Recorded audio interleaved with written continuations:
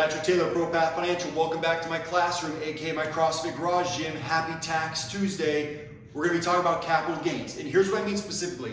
Let's get a little tunnel vision. Here's what I'm talking about. Mutual funds and ETFs in a taxable account.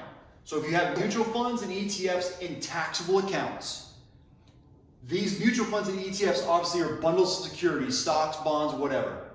When the fund managers are taking care of these specific mutual funds or ETFs throughout the year, they sometimes will buy and sell different securities. Actively managed funds, they're probably going to do this more often. It's going to be called turnover.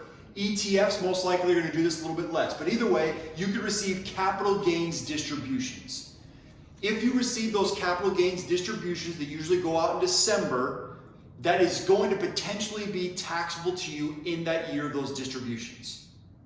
When I mean potentially, as usual, the tax code is phenomenal, and they have ranges on how much tax you may potentially pay on those capital gains distributions based on how much money you make in that year.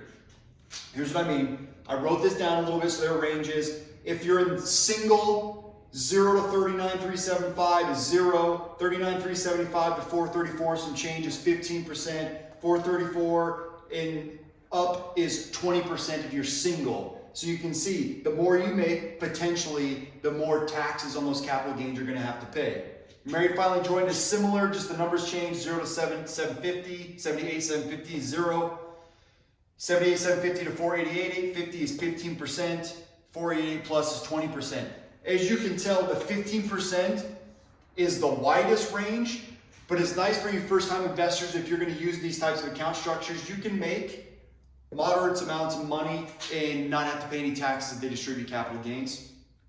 One thing I want you to pay attention to, there is an additional 3.8% net investment income tax that could apply if your modified adjusted gross income is over $200,000 for single and $250,000 for joint. To wrap this all up, be aware of your capital gains distributions. Different types of investments will distribute more or less. That can affect the performance of your investments by paying more tax. Consult with a CPA if you're concerned about this. This can get a little bit complex on how this plays in. So CPAs are phenomenal. Financial advisors are great to help manage the investments that are distributing specific amounts of capital gains that could make you pay more in taxes. Let me know if you have any